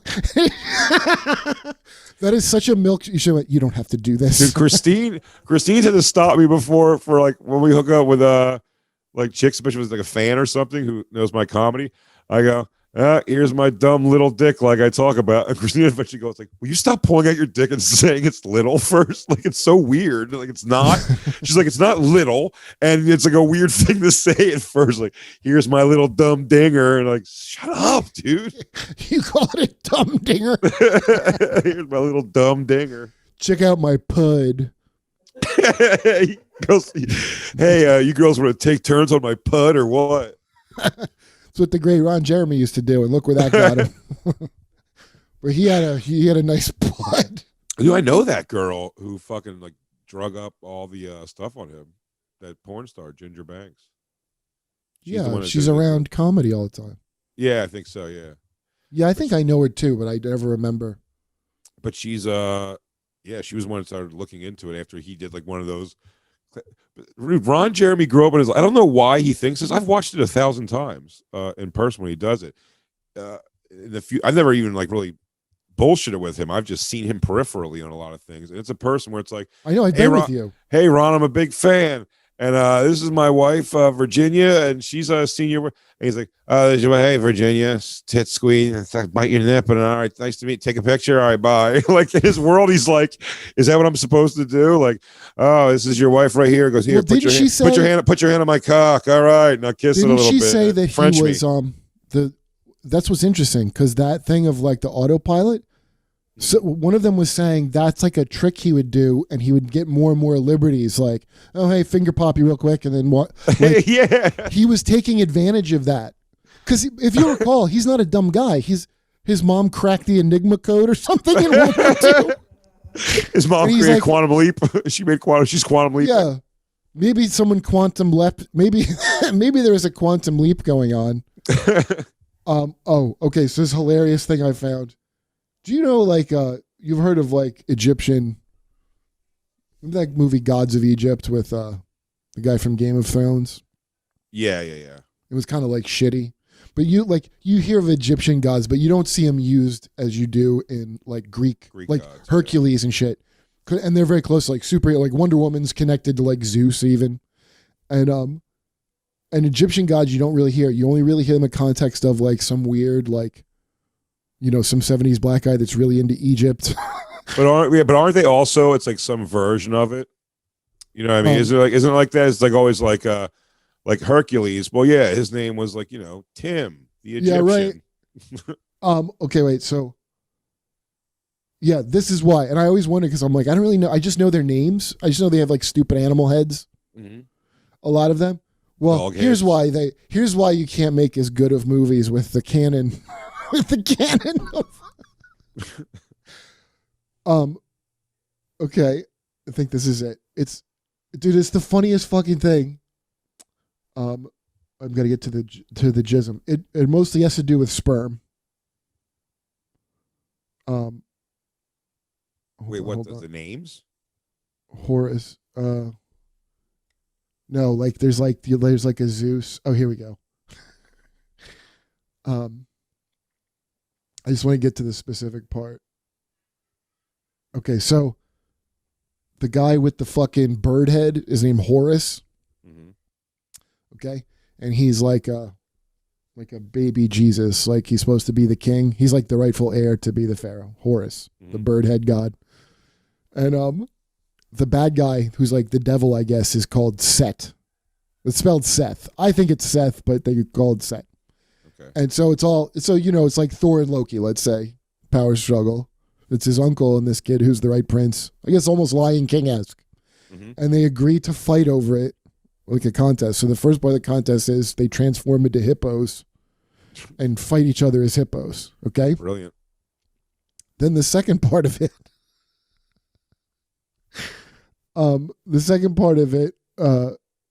the guy Set, he goes, okay, I'm going to win by seducing my nephew This is round 2. Is they go into bed. I don't understand if this is the contest or it was like after the contest, but they didn't have homosexuality. You just fucked whoever, and I guess your uncle or whatever back then. So Seth's plan was to seduce, after the hippo fight, seduce his nephew Horace and fuck him in the ass, because the way the rules worked is if you take it, then you're on the bottom. It was like prison rules. If you're a person who believes this, that's an easy pickup for Nexium. Yeah, I know. It is. All of Egypt believe this. Okay? This is okay. So here's how it goes. Now, afterward, the evening time, bed was prepared for them, and they both lay down. But during the night, Seth caused his phallus to become stiff and inserted it between Horace's thighs. Betwixt. So, but we could say betwixt. I just like the word. I'm sure you're reading the right thing. Then Horace placed his hands between his thighs and received Seth's semen. I'm saying Seth's semen. So he thought he was in that sweet ass of his nephew Horace. Instead. But it was really the tight grip of Horace between his legs. So he received the semen into his hands instead of his butt, cleverly tricking his evil uncle, Seth. Yeah. Okay. So then Horace went to his mother Isis, the goddess Isis, and said, "Help me, Isis, my mother. Come and see what Seth has done to me." And he opened his hands and let her see Seth's semen. This sounds like a Japanese porn. It does. She let out a loud shriek, seized the copper knife. I mean, that is what a mom would do. So far, she's having a perfect mom reaction. She grabbed the copper knife and cut off his hands because they had semen on them. That's extreme. But, it's a different time, dude. Then, you think that's extreme. Then she fetched some fragrant ointment and applied it to Horace's phallus. Mm-hmm. So she chops his hands off to get the jizz hands off. And then she applies ointment to his dick. Yeah. And then caused it to become stiff and inserted it into a pot and caused his semen to flow down into it. Okay.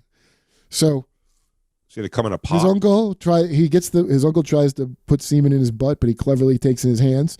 He right after goes to show his mom. She screams and chops his hands off. Then she gets some fragrant oil and jerks him off into a pot. Yeah. It's Okay. the snowball of the gods, dude. Semen's tripping all around. Then she threw his semen hands into the Nile to dispose of his jizz hands. Then made him felch it out of bird head. And okay, but she kept her son's jar of semen that she made. Mm-hmm. And Isis at morning time went carrying the semen of Horace to the garden of Seth and said to Seth's gardener, "What sort of vegetable is it that Seth eats here in your company?" So the gardener told her, the gardener is I don't know who he figures in like Greek mythology. The gardener told her, "He doesn't eat any vegetable here in my company except lettuce." And are there gardens Isis in Egypt? I thought Egypt's thing is there's no gardens. No, there used to be. It wasn't always a desert. So do you see what's going on here? She sneaks over to Seth's house with this jar of semen, and she says to his gardener, "What is his favorite vegetables to eat in your company?" And he's like, "He only eats lettuce in my company." Okay. So Isis added the semen of Horace onto it, like she fucking of lettuce on his lettuce. She ranched it out. You think that's how they make? I was going to say, you think that's how they make cabbage? You're hearing the original origin story of Hidden Valley Ranch. 27 distinct distinct flavors. Seth returned according to his daily habit and ate the lettuce, which he regularly ate. Thereupon, he became pregnant with the semen of Horace. Damn. So then he got fucking straight up semen pregnant from eating semen on lettuce. Cum-covered lettuce. Okay, so then, by the way, this is all during this contest they're having of who should be the king. Mm-hmm. So Seth thinks he's won the contest. He approached the tribunal and declared with confidence, "Let me be awarded the office of ruler. For as to Horace, the one who is standing trial," I guess it means him, I have performed the labor of a male against him." Does it sound like Black Panther? Like yes, you get raped, they get rape of each other by a waterfall, and then you're the fucking president of their Advanced Society. It's incredible writing. So he's like, yeah, I should be king because I fucked him in the ass and he performed the labor of a woman. I'll tell you what, though, it would make for a much more interesting like church experience if that's what you're basing your beliefs off of. This is much for thousands of years. Yeah, I'm saying, but much better church experience. Was. Like I've always found the stories of the Bible as told in church to be very boring. But I would definitely perk up if he was like, tricked you, got your cum in my hands, I'd be like, wait, what's he talking about? Yeah, well, now here's the fucking capper. Now Seth thinks he's got it in the Bruce bag. Willis was dead the whole time.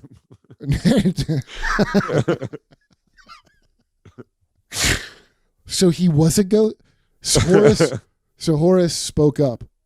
But by the way, he has a fucking bird head. I just want to remind you. Yeah. Semen hands has the head of a bird. Like, what are you? This is your religion? Like, can you imagine meeting this people and like, we believe a bird head guy jerked his uncle off between his thighs, and he's our king. All right. But, Horace spoke up. All that Seth, it's Seth. Oh, but I'm saying Seth. All that Seth has said is false. Let Seth's semen be summoned.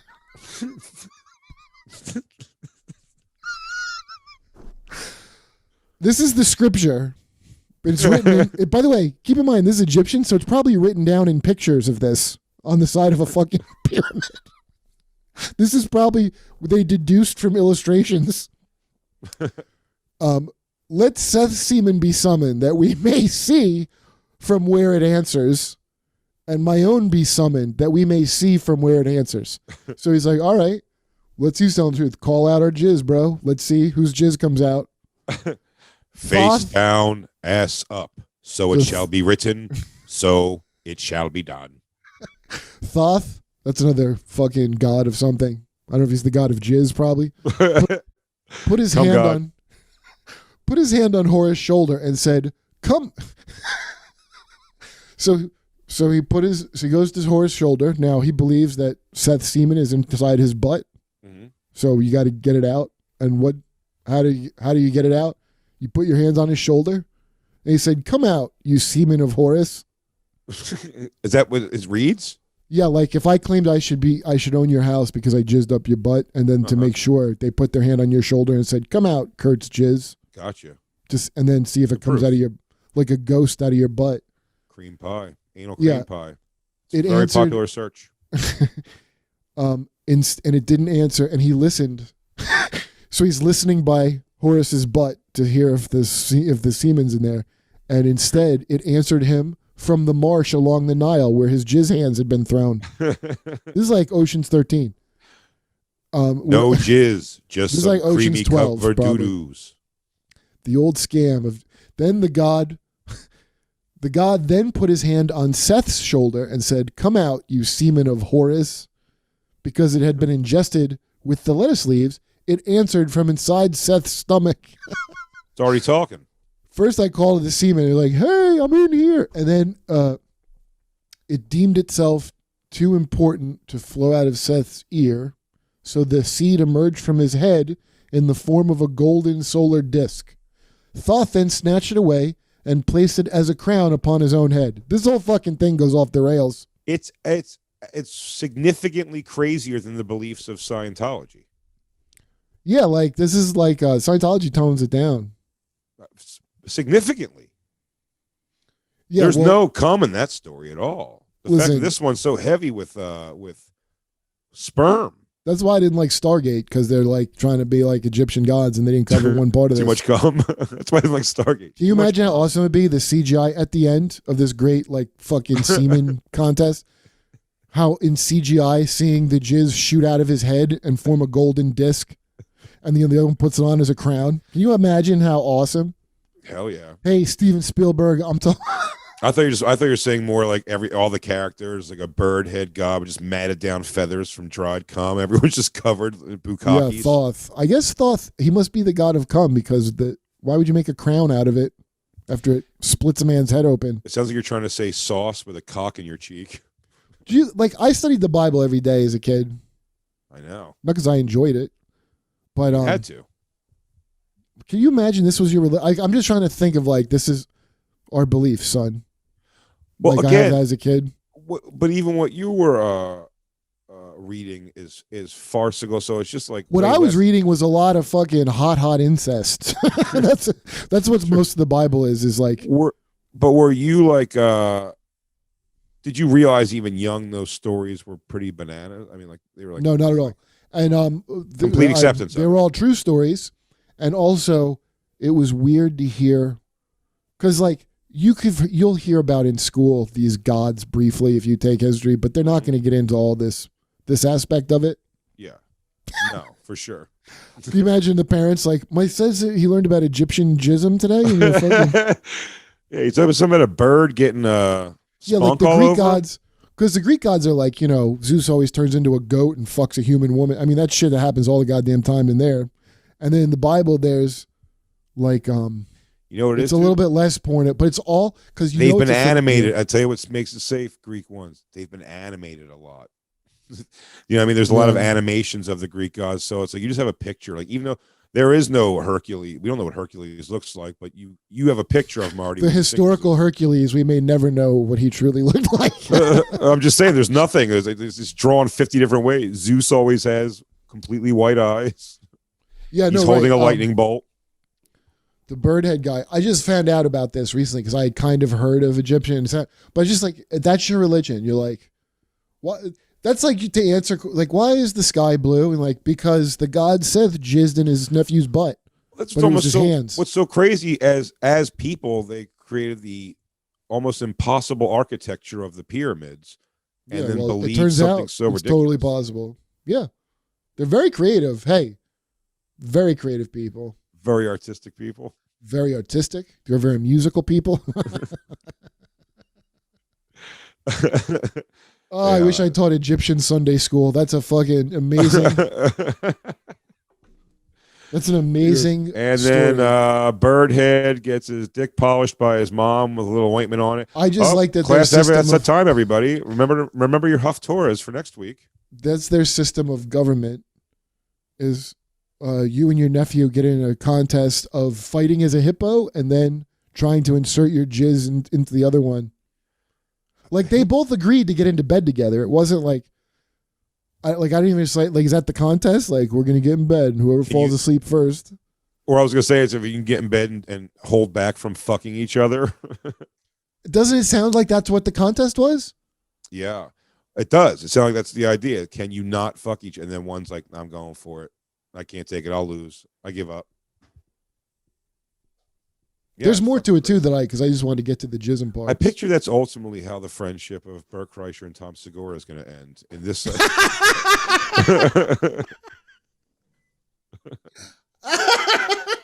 Some broad's going to get in the way, and they're going to have to do a test of. We'll have to do a hippo fight, is what you're saying, followed by a jizz off? A hippo fight by a sleeping in the same bed jizz off. I miss Bert. I want to get him on. Oh yeah, you should, dude. He's like on tour at drive-throughs or something when I last checked. I don't know if right now if he's doing them, No? but maybe. You see the video of Tom going down? No, what's that? Broke his arm and leg. How? They were fucking around with like a low, I would call it a dunking rim, where like a normal person can dunk on it. It's like low. And they were having fun with that, and he was going up for one, just lost his footing under him, and arm just breaks at the elbow for sure because it's the wrong direction. It's brutal. Yeah, dude, I happened to catch a video of Legion of Skanks of Ari Shaffir and Kurt. Yeah, we could put it on, but I'm gonna close my eyes probably. Where Ari's encouraging Lewis to fight some professional. Oh, Jason. Fighter. Jason Ellis. Yeah, dude, that Ari is such a fucking complete asshole. That's hilarious because I think Rogan just thinks you're gonna hurt him and doesn't want you.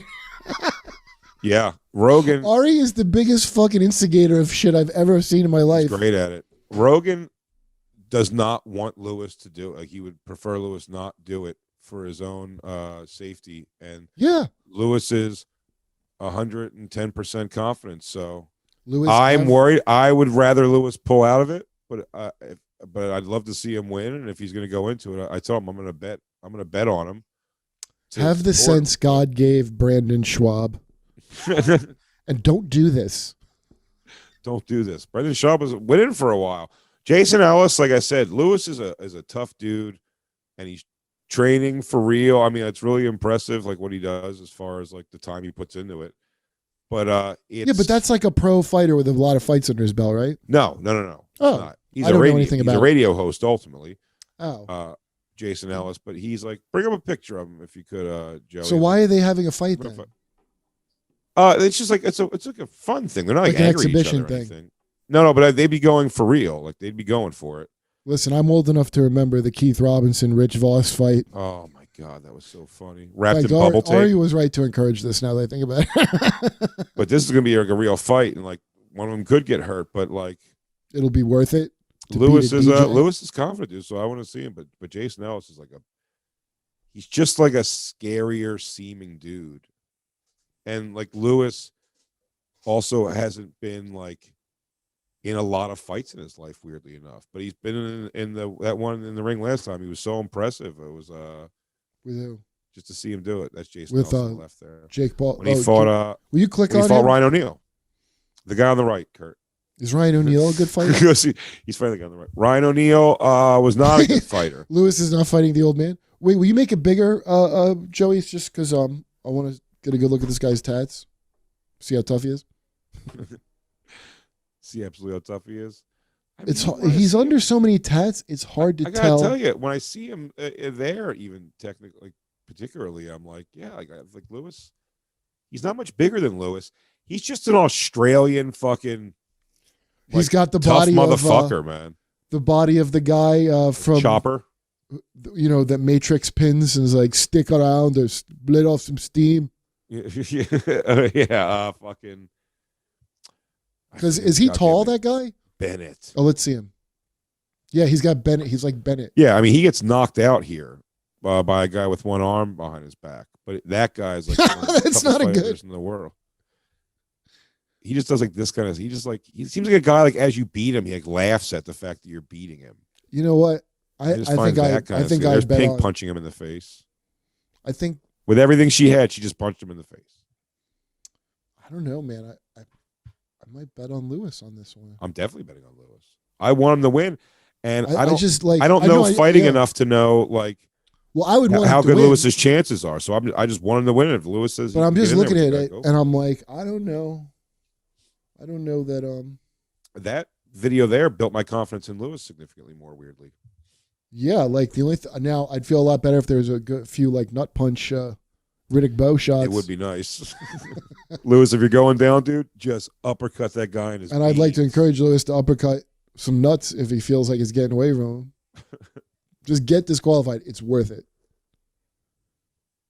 You know, as I'm looking at it, man, really. It's And like, with, by the way, with all those terrible fucking tattoos, his liver probably can't purify his blood right.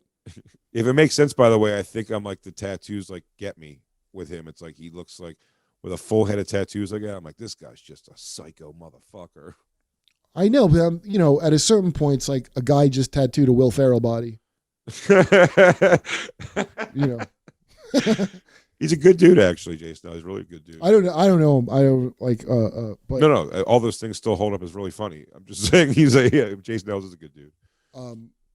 Yeah, like I said, I hope his kidneys are okay because those Yakuza guys, that's like a big problem. Their livers, they're like proud of it. They hurt their livers and they tattoo their back and their skin can't process waste properly. What did you do on New Year's Eve, dude? That's when I went and maybe I shouldn't say what I did, right? Is it like illegal? I don't know. Is it illegal?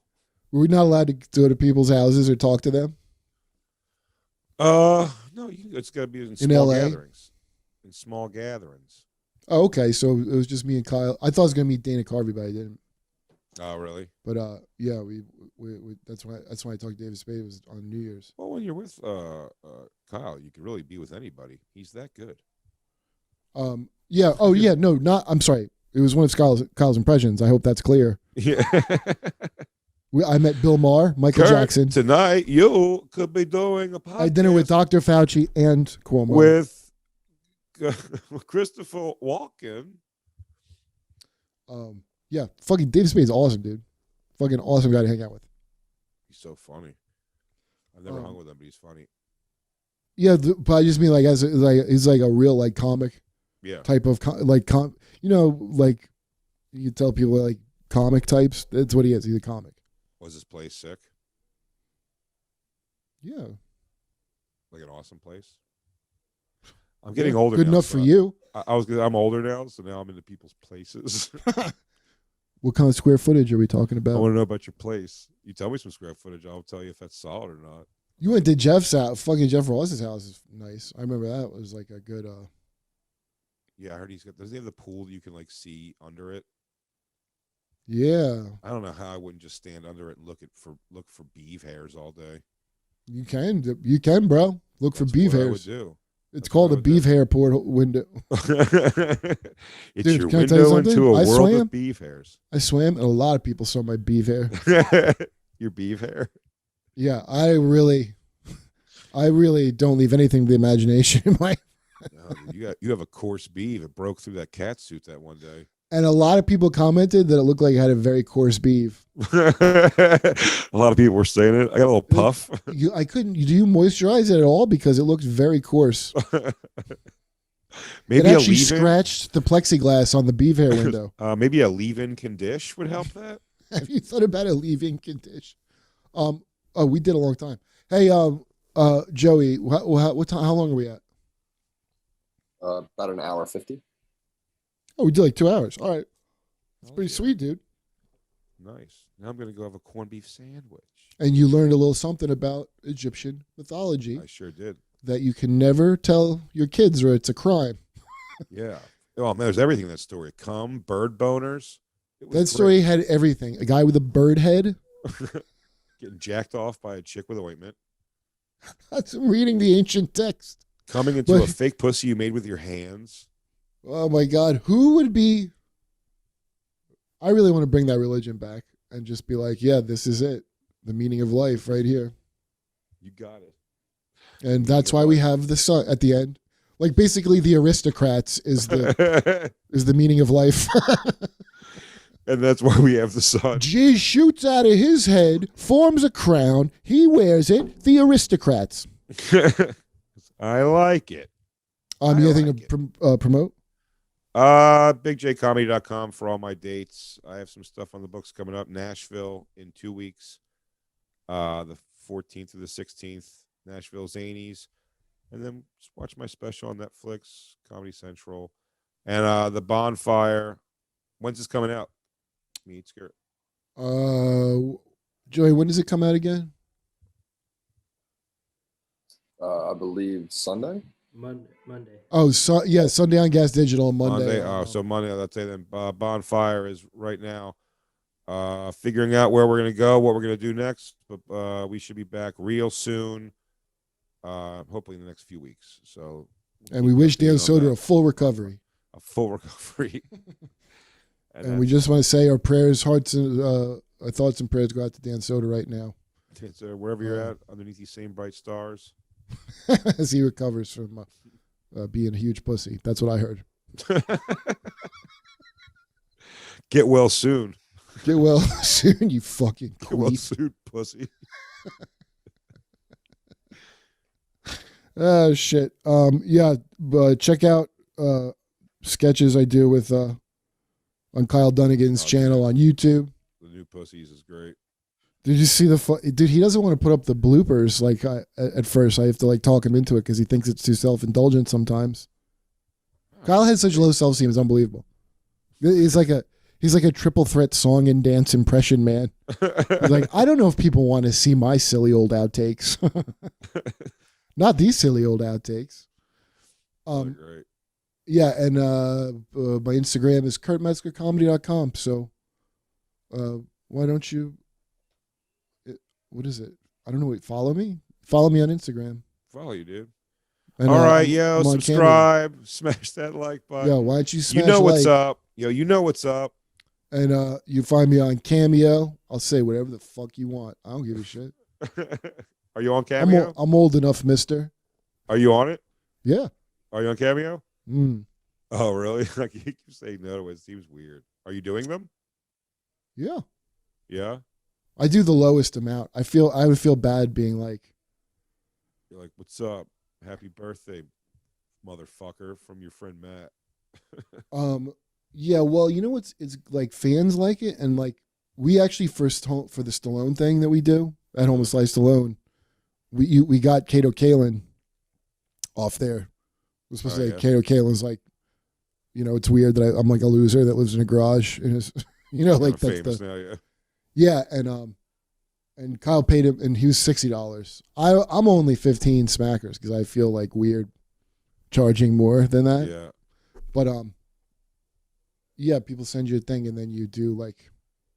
I actually like it. I like saying like dumb shit into the thing. Like I don't do any comedy.